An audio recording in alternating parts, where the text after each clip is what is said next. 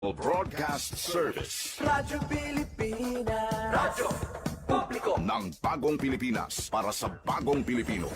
Naghahatid ng mahahalagang balita at impormasyon na guugnay ng pamahalaan sa sambayanan. Tulay sa himpapawid ng serbisyo publiko. Radyo Pilipinas. Radyo Publiko. Ang boses ng Pangulo. Sa Iloilo, Radyo Pilipinas. 585 AM. Philippine Standard Time, alas 2:02. Mga labing ulihing nga hitabo, hibaluon, mga hangkat at tubangon, mga bagay nga importante, aton ginahalungan, aton ginabantayan. Ululupod kita sa Bantay Banwa, Bantay Banwa. Ang programa nga magatulong sa inyo sang labing ulihing nga balita, mga panugyan o kampanya para sa kayuhan sang tanan. Ikaw, ako, kita, Bantay Banwa.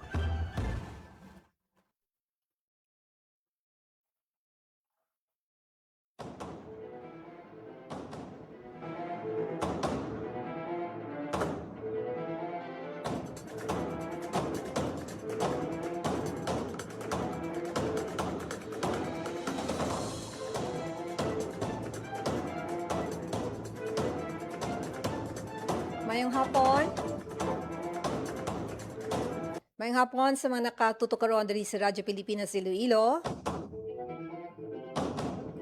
July 16, 2026. Temporary ako magatalos sa inyo sing regular anchors kay Joseph Paul Tarosa.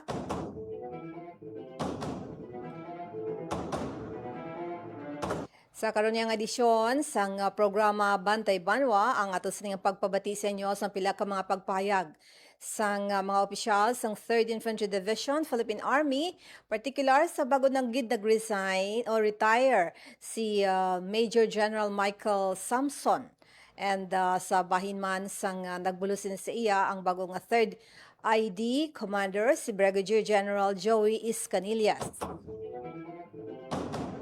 Kumusta ka mga kabyanan? Dali sa syudad sa Iloilo, medyo mainit, no? Ang panahon.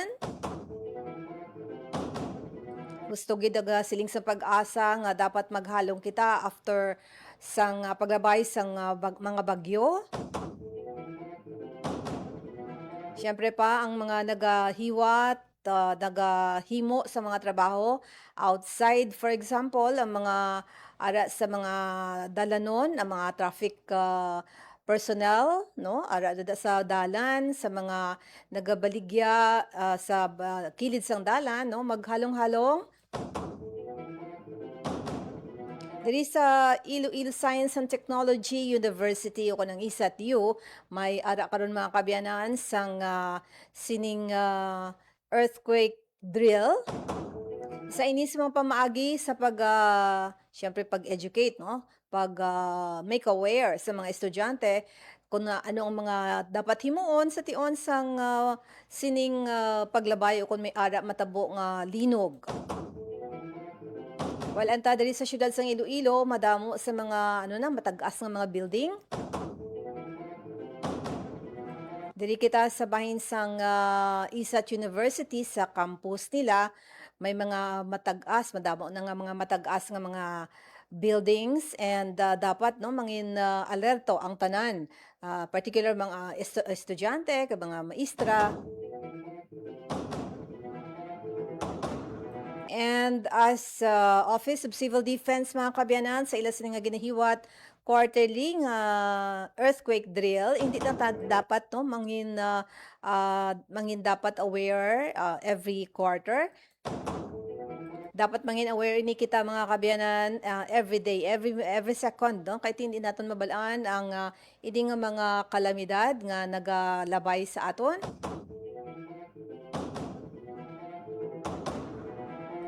So dapat mangin aware kita, mangin ready kita, no? Aligbat dapat.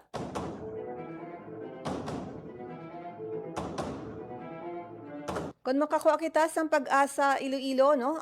Hibalo na tod bala ang pinaka-latest nga lakat sang panahon. Ilihugon tada si Roy, dahil naton bala ang pag-asa mga kabyanan para makahibalo kita sang ining heat index, no? Ining mga oras nga karon, mga alas 2, no? Dapat kuan kita ara kita tan sa sulod sang balay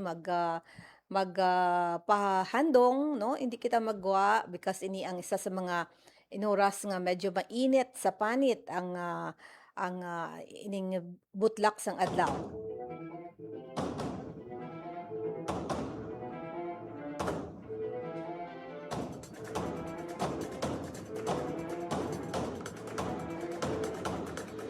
Yara sa aton nga linya si Leonor Silvestre ang sa Pag-asa. Leonor, maayong hapon. Hi, hello, maayong hapon. Muna ang aton latest weather update para sa karon nga adlaw sa Thursday, July 16, 2026. Southwest monsoon ang nag-aapekto sa may extreme northern Luzon. Diri naman sa Western Visayas ay generally fair weather kita, pero wala man natin ganadula ang mga posibilidad sa mga isolated mga pag-ulan, pangalat kag panagoob, tuga sa mga localized thunderstorms. Mahina tubtub makasarangan naman ang hangin natin yung magahalin sa direksyon southwest nga magadalas ang makanay tubtub makasara na pagbalod sang aton kadagatan. Forecast temperature natin generally nasa 26 to 32 degrees Celsius. Ang adlaw na butla kagining alas 5:35 sang aga kag magatunod ini alas 6:16 karon sa hapon. Kag muna ang aton latest weather update halin diri sa may Iloilo Doppler Radio Station. Ako si Leonor Silvestre, madamo gid nga salamat. Yes, Leonor, sabahin sang monitor naman naton sang sining heat index maglabot sa mga pila ka degree. Well, posible man magalabot 39 to 41 degrees Celsius ang aton nga heat index sa buong adlaw. Balanta dito sa Dumangas area kag iban pa nga bahin may medyo mas mataas sa 39 ang sa Dumangas area mga pila. Well, possible man medyo mataas-taas ang ilang heat index kumpara diri sa aton kay sa malapit sila sa coastal area dito Yes. sa Dumangas station natin, ma'am. Way man sang iban nga mga area sa karon nga may pag-ulan iya sa nabukid nga bahin for example? Well, base diri sa ating nga radar monitoring ay may mga pag-ulan kita nga nakitaan diri sa may Antique nga part kag sa may Negros Occidental, ma'am. For the month of July, may mga expectation pa kita nga pagsulod sang mga LPA or ma-develop sa bagyo? Yes, ma'am. For the month of July, ang aton nga tropical cyclone nga posible magasulod sa aton nga par ay possible 2 to 4 nga tropical cyclone. So, subong nga July, duha na, no? Tatlo. Tatlo na, ma'am. Si Henry una, Inday, tas si Josie. Okay. So, may ara pa nga hopefully, hindi man mabaskog kung maglabay ini sa aton nga par. And ano ang ngalan sini if ever, Lenore? Well, kung may ara man nga magsunod pagid nga bagyo, ang paghatagan natin siya Quiapo ang ngalan, ma'am. Okay, sige. Thank you, Gid, Lenore Silvestre. Welcome, ma'am. Good afternoon sa inyo.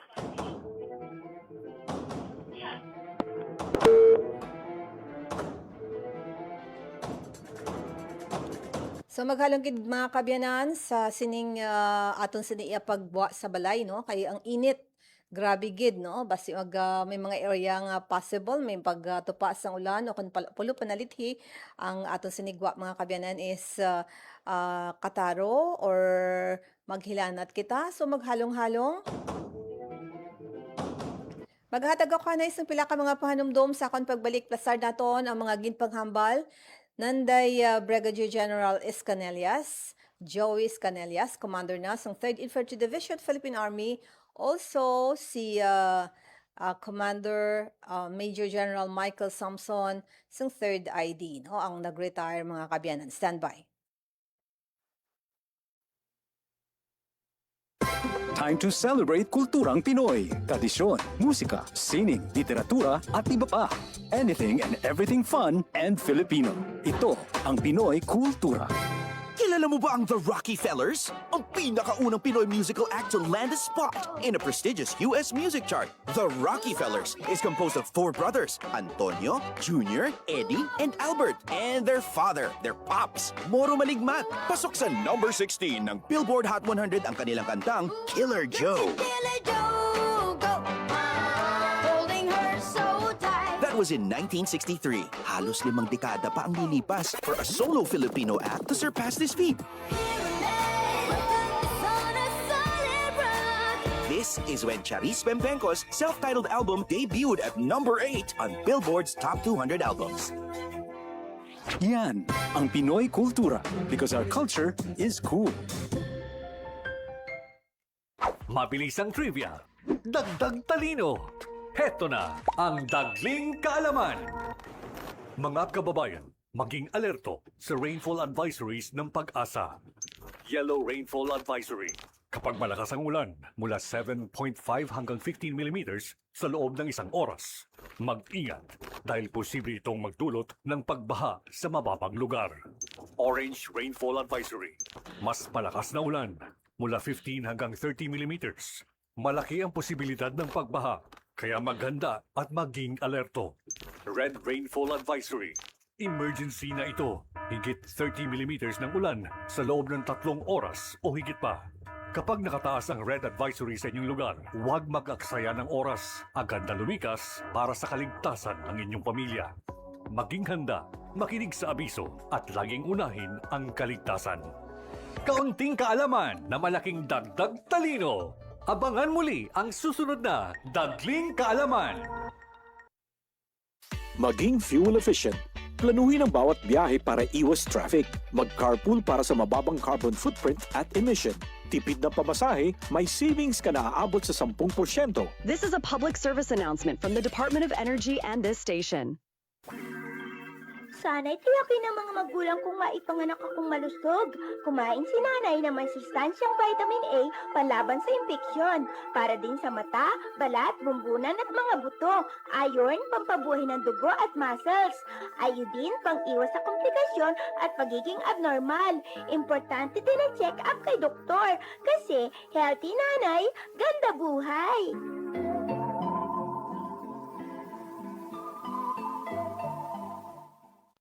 Magandang araw, si Dingdong Dantes po ito. Binahaba ang bahay mo. May simple checklist ako para sa'yo. Una, check your outlets. Tignan kung walang cable na basa o nakababad sa baha bago buksan ang main switch. Pangalawa, check your surroundings. I-check kung may mga naipong tubig sa mga paso o gulong o iba pang maaaring bahaya ng lamok para maiwasan naman ang pagkalat ng dengue. And last, but definitely not the least, i-check ang sarili at ang pamilya. Kumonsulta sa health center o sa inyong doktor kung may nararamdamang sakit. Check, check, check! Ingat always, mga kababayan. #panatag ang may alam. Maging panatag, Pilipinas.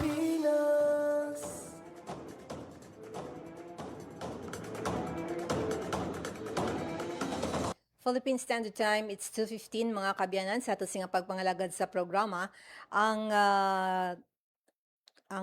paghatag na sang katungdanan kay Brigadier General Joey Iscanillas. Siya nakaroon ang nagapamuno sang 3rd Infantry Division kahapon. Si Paul nagpadulong sa bahin sang Hamindan sa 3rd ID kag mismo testigo sang sining mga aktibidad ngokan sa diin nag-retire si Major General Michael Samson sa bilang pamuno tagpamuno sa ning 3rd ID no Philippine Army. May mga pagpahayag unahon naton pamatian ang mga pagpahayag ni Brigadier General Joey Iscanillas, ang commander na sa 3rd ID Philippine Army.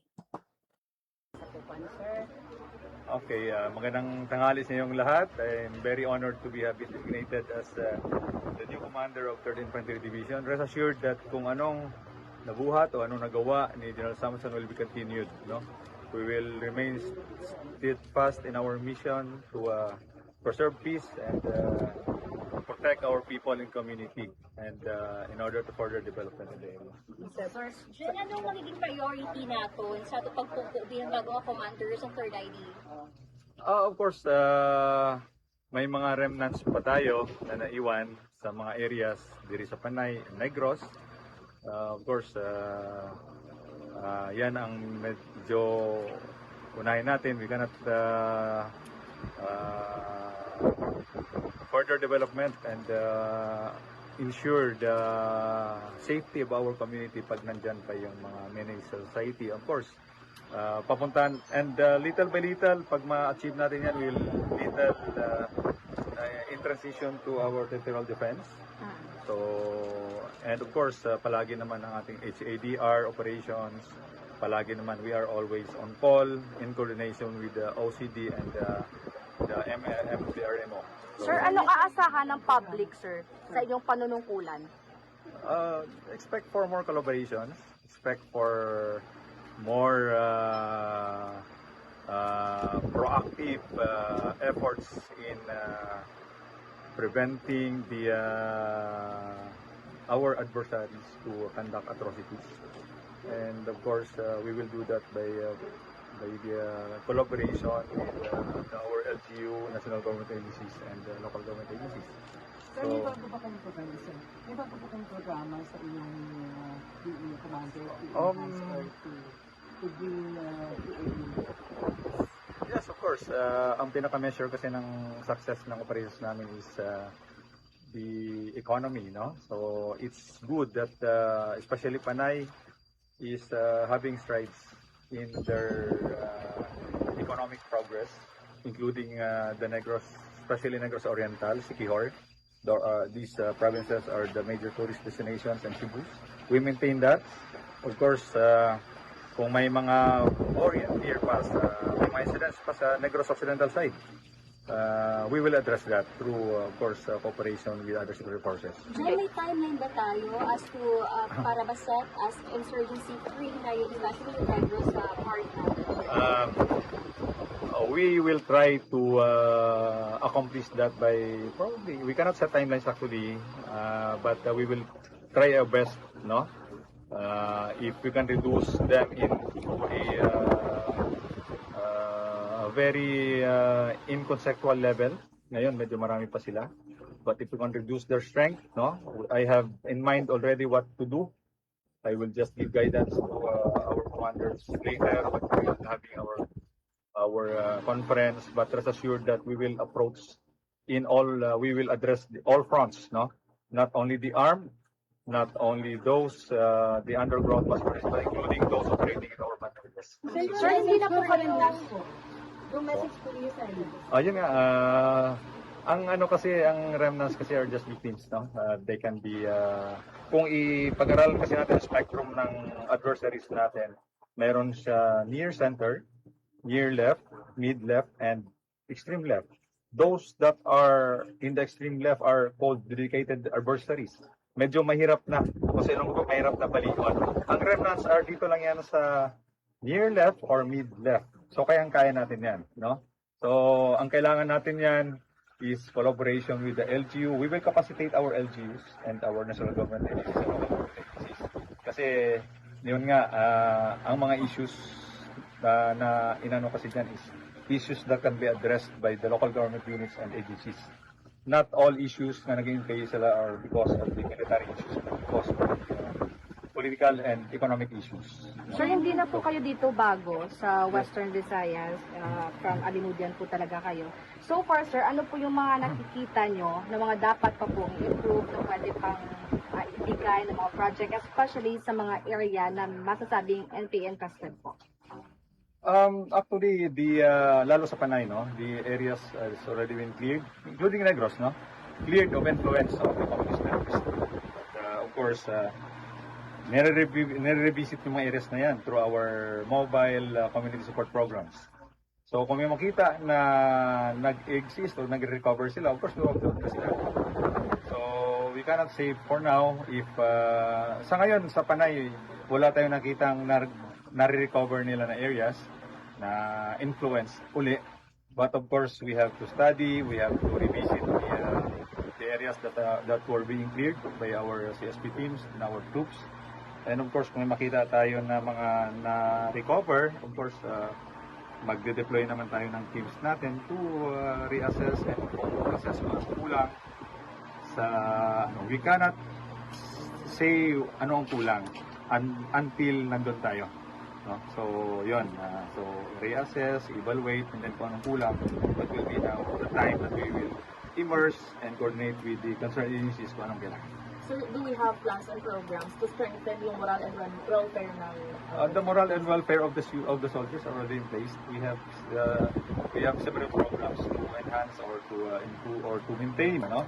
And last not only, what we will do is just maintain the moral and welfare programs, no?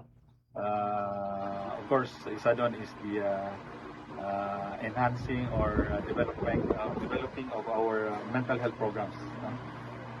And of course, ang organization kasi namin is we organize our troops into squads. Ang squads led by a NCO. I plan to empower that, no? Para sa level pa lang ng squad, which is composed of 9, is in touch siya palagi sa tropa niya para ma-monitor niya kung low moral or high moral. So we will do that. Yung tawag namin dyan is squad permanency. Para in touch palagi yung at the level of squad, that is rank niyan is corporal or senior PFC. Na in touch siya palagi sa member of the squads niya. Kahit pupunta saan, mag-operate or what, the same squads will be. So that is part of the enhancing of our discipline, law and order, and moral and welfare para ma-monitor siya. So, actually matagal na ng programa yan. No? Minsan kasi nagkukulang, nag-insert ng iba, hindi may iwasan kasi minsan. But of course, we will try to best to maintain that organization para ma-address.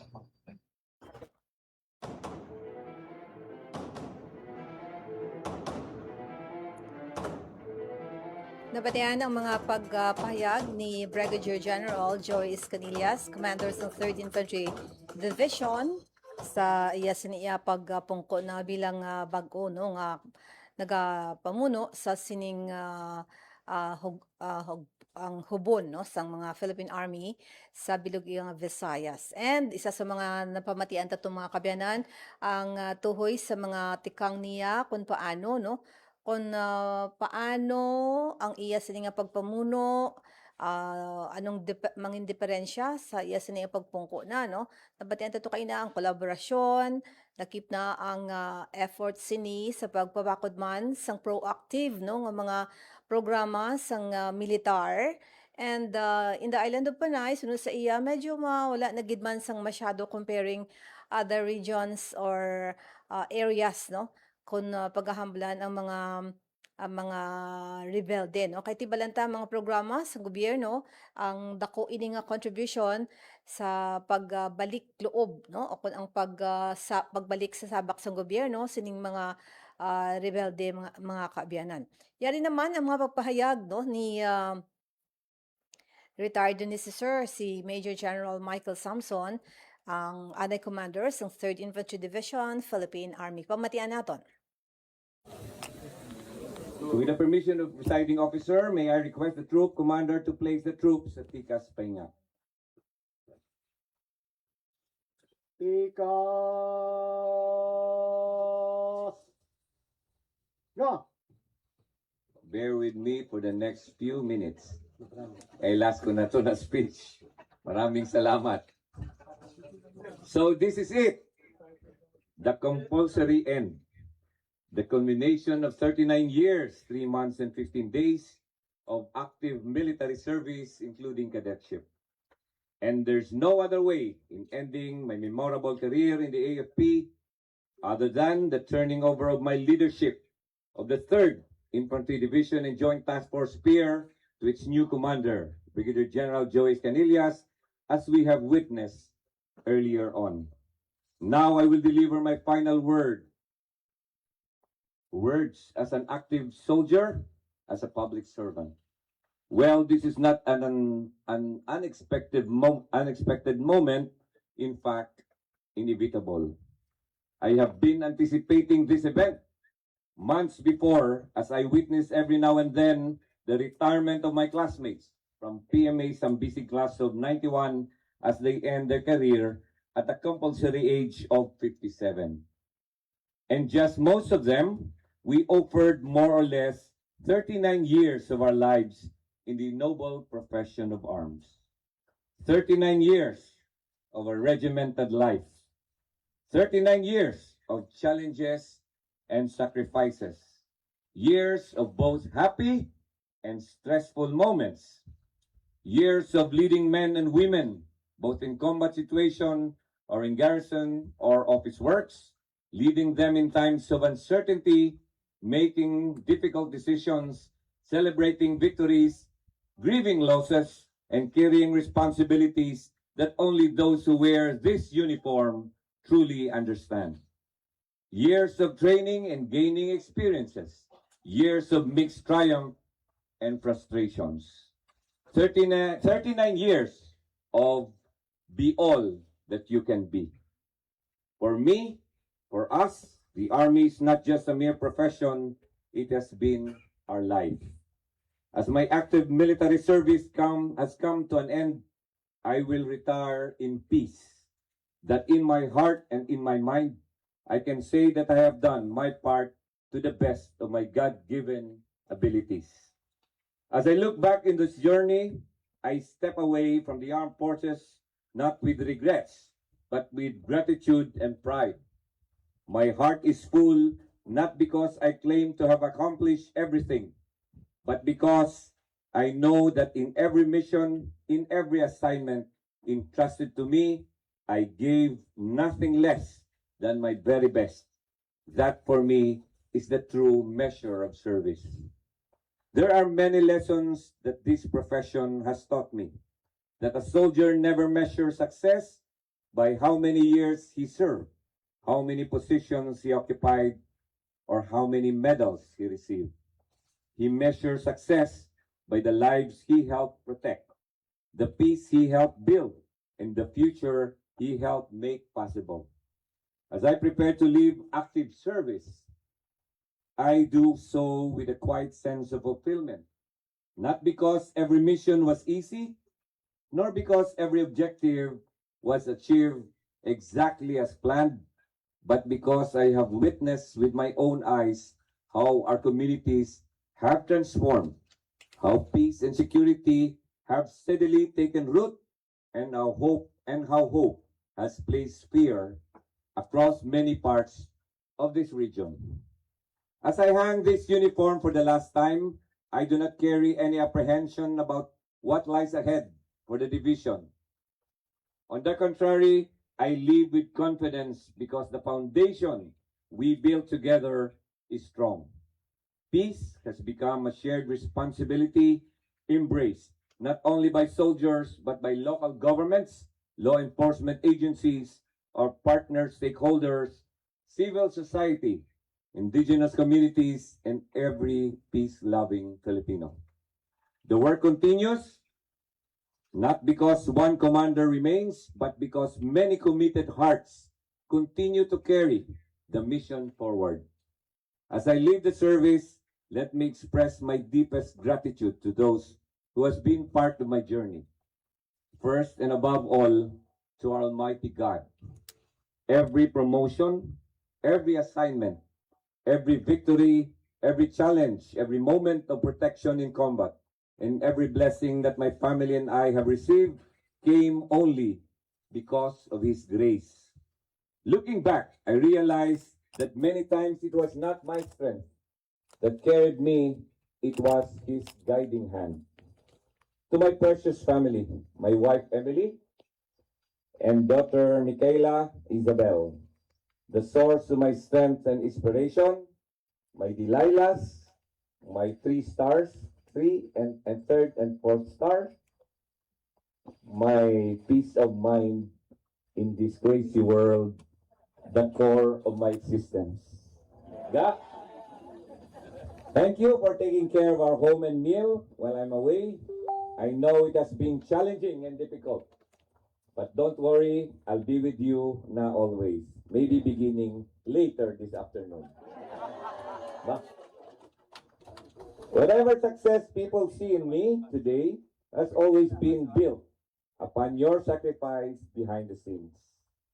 To my parents, Milicio, and my late beloved mother, now in heaven, Elisa, thank you for raising me well with the values of integrity, humility, discipline, and faith, long before the army ever did.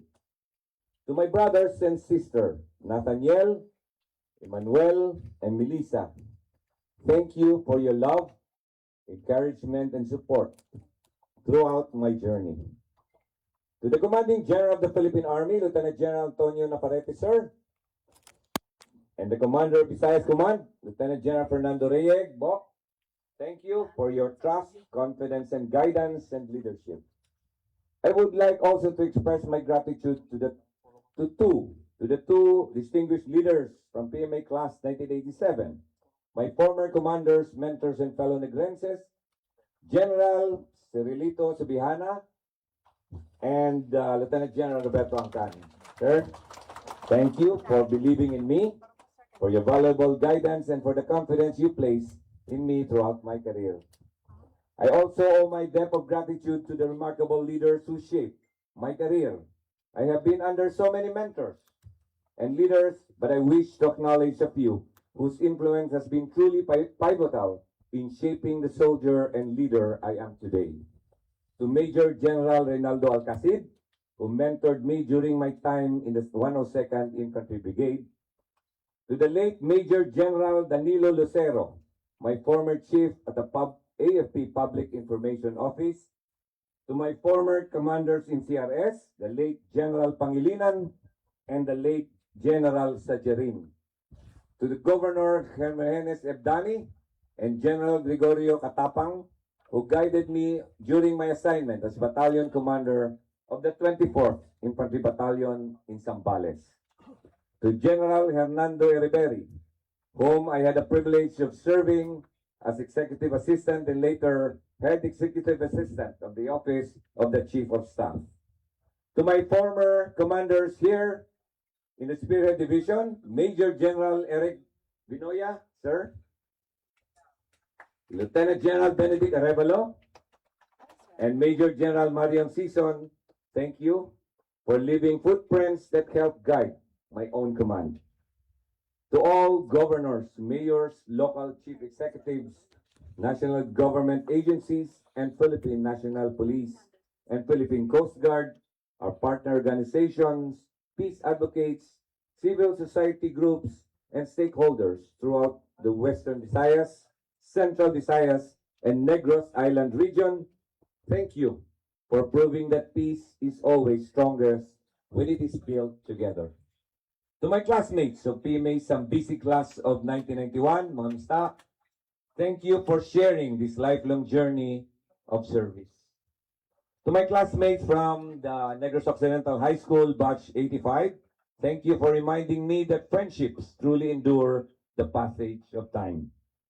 To every officer, enlisted personnel, CAA, civilian human resource, and every soldier, I had the privilege of serving with in all my previous assignments. Thank you for making me a better leader. To all my general, personal, special, and technical staff, headed by our Chief of Staff, Colonel Jake Logan, salamat. To all my brigade, task force, and battalion commanders, to my staff at the Office of the Division Commander, Major Hoven, and Lieutenant Silvestri, my admin and security NCOs, drivers, cook, at lahat na nagtatrabaho sa Office ng Division Commander, thank you. And finally, to the men and women of the 3rd Infantry Spearhead Division, leading this division has been one of my greatest honor of my military life.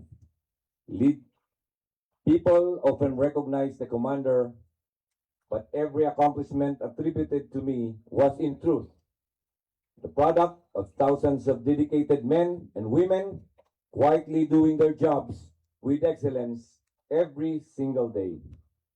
Our journey together was never easy. There were difficult operations, endless discussions, moments of uncertainty, and painful sacrifices. We have lost comrades whose names remain forever written not only on our memorials but in our hearts. Their courage reminds us that the peace we enjoy today was never free. It was earned through the dedication and sacrifice to protect our people.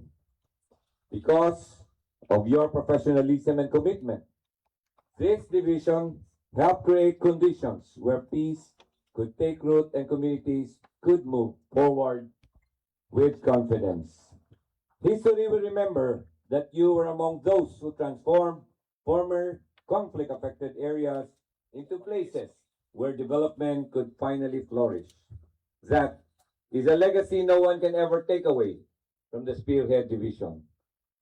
Today, my watch comes to its natural conclusion.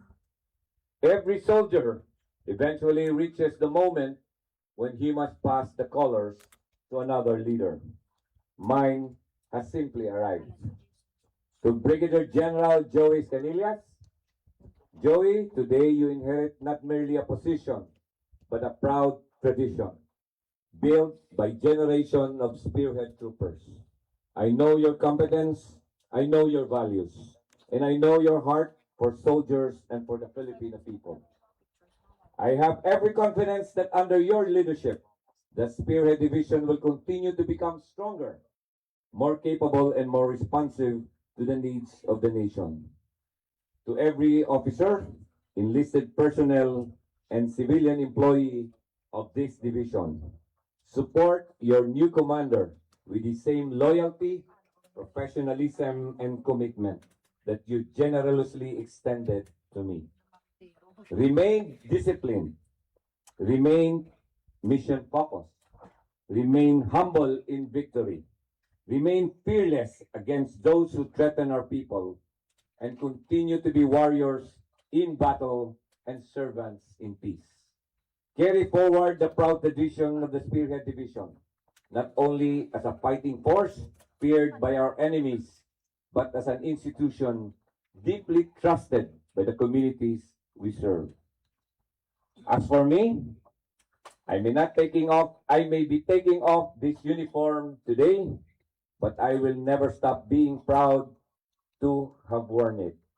Once a soldier, always a soldier.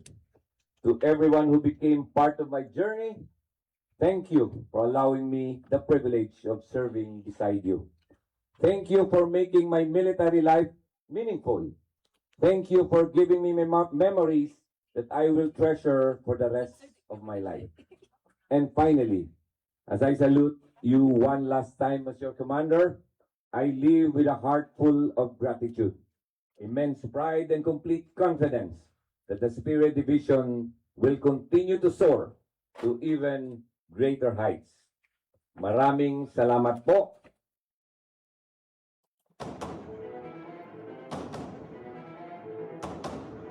Nabatian mga kabyanan ang mensahe ni Major General Michael Samson sang Anay Hepene siya, o Commander sang 3rd Infantry Spearhead Division, Philippine Army.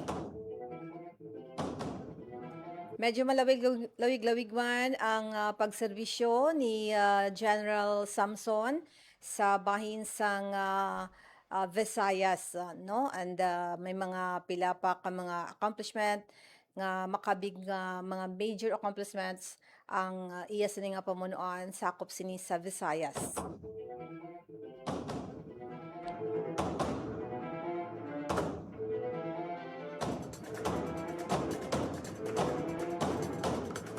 So congratulations sa kay Major General Michael Samson kag bantayan man naton nga kabyanan ang ining pagpamuno naman ni Brigadier General Joey Escanillas, no, sang 3rd ID Philippine Army. Maghatag ako na isang mga pila ka mga pahanumdom.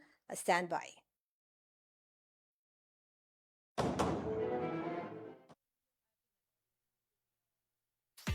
Maging fuel efficient, siguraduhin na walang bagahe na di kinakailangan sa sasakyan. Magmaneho ng wasto at iwasan ang idling. May savings ka na aabot sa 15%. This is a public service announcement from the Department of Energy and this station. Time to celebrate kulturang Pinoy. Tradisyon, musika, sining, literatura at iba pa.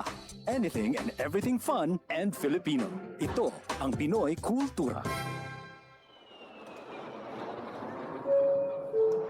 Flight PR 1043, now boarding. Hey, that's us! Vacation, here we go! Always love flying the first and oldest commercial airline in Asia, our very own flag carrier, Philippine Airlines. Dreaming of love while cruising at high altitudes. Did you know this track was specifically made for Philippine Airlines back in the 70s? Composed by Jose Marichan and arranged by Ryan Cayabyab. Closer to heaven with 30,000 feet.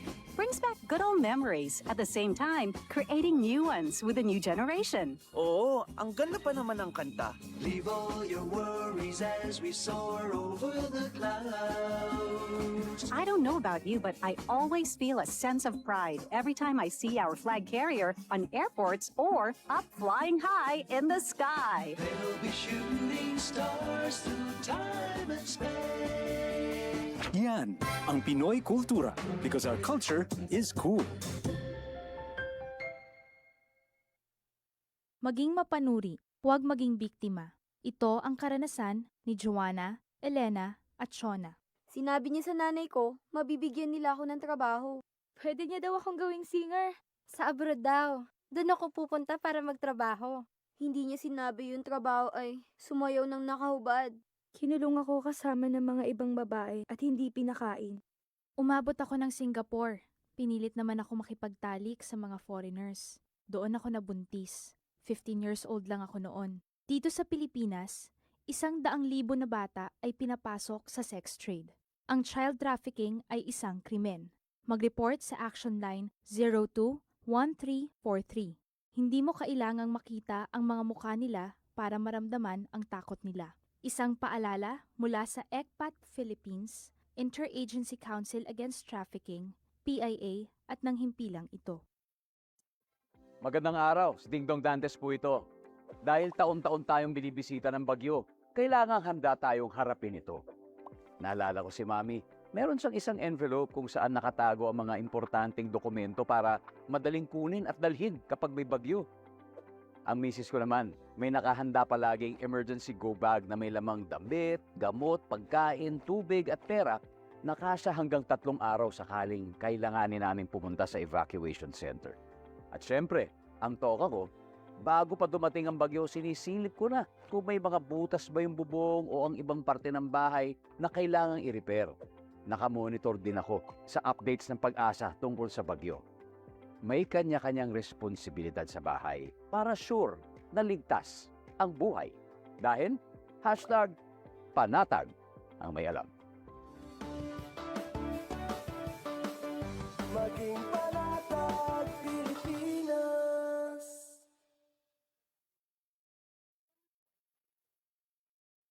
Time to celebrate kulturang Pinoy. Tradisyon, musika. Maging fuel efficient sa wastong pressure ng gulong at pag-set ng thermostat ng aircon sa katamtaman o hindi bababa sa 22 degrees Celsius. May savings ka na aabot sa 5%. This is a public service announcement from the Department of Energy and this station.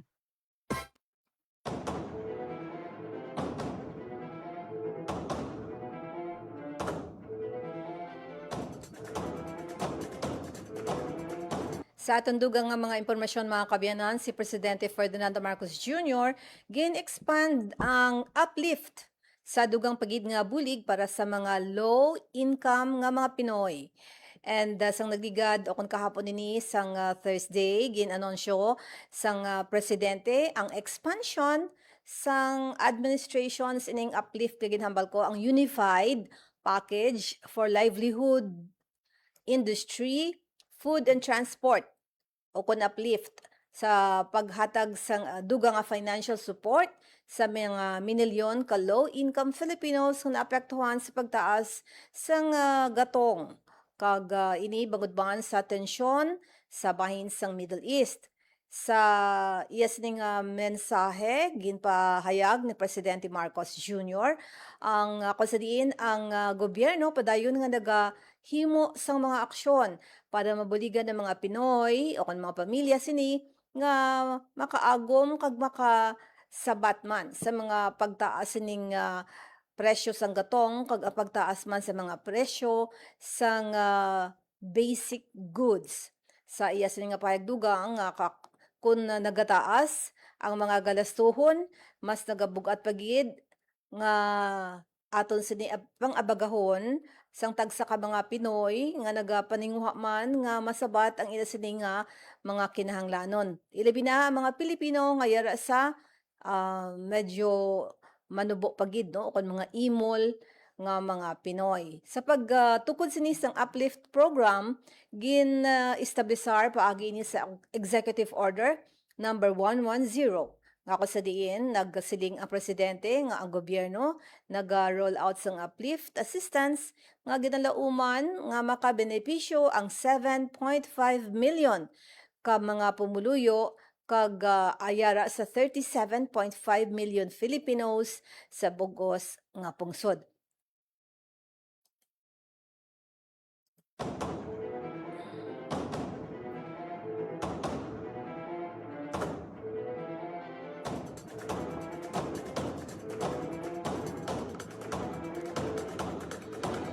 Dugang pa nga mga kabiyanan, subong iyan sa nagapangitaas ng trabaho padayon ang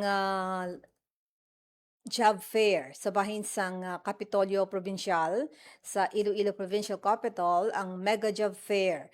Linibo ini ka sa mga para sa nagapangita sang trabaho ang magpadulong lang sa Public Employment Service Office Mega Job Fair sa Kapitolyo, no? 18,000 ka mga bakante nga trabaho, gikan naman sa 98 ka mga employer ang itbuksan sa mga aplikante.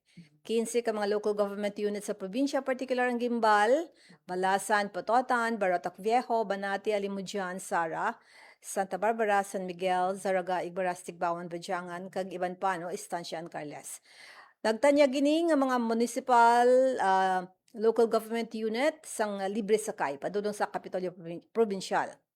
Ang help desk no sa mga nanuay-tuay man nga mga government agency yara man sa pagsuporta sining Mega Job Fair subong iyang adlaw.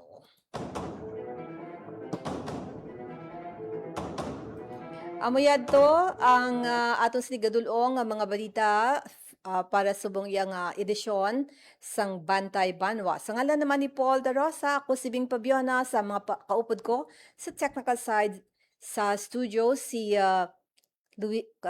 Roy Louis Kaipang sa Vincent Transmitter, si Jeffrey Bitita.